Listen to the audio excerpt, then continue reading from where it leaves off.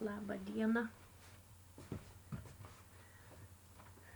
Labą dieną. Dar viena senųjų metų diena. Kaip greit bėga laikas, metai, o vyresniems žmonėms tai labai greit prabėga metai ir rodos, kad tiek nedaug gyvenai ir tik prisimeni dar jaunystę, dar kai ką prisimeni. Jeigu gera nuotaika, geri prisiminimai, jeigu blogesnė nuotaika, tai ir blogiau ką nors prisimeni. Bet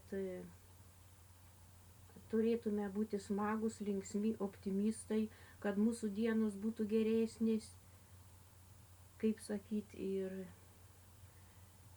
jeigu norėsim pabūti jaunesni dar, tai pasidžiaugsim,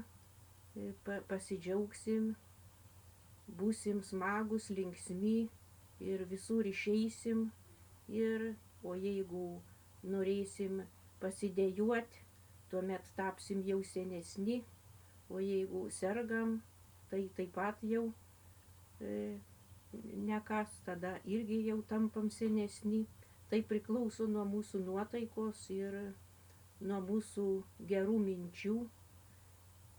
O stalą paserviruosim šiandien ir jeigu padėsim gražiai lėkštės, kad mažiau valgyt turėsim, tai, kaip sakyt, suplonėsim. O jeigu alkoholio nenaudokim, nes kad nebūtų pykčių ir visokių klaidų pridaryta, todėl jo geriau nenaudot, nebent šampano su burbuliukais.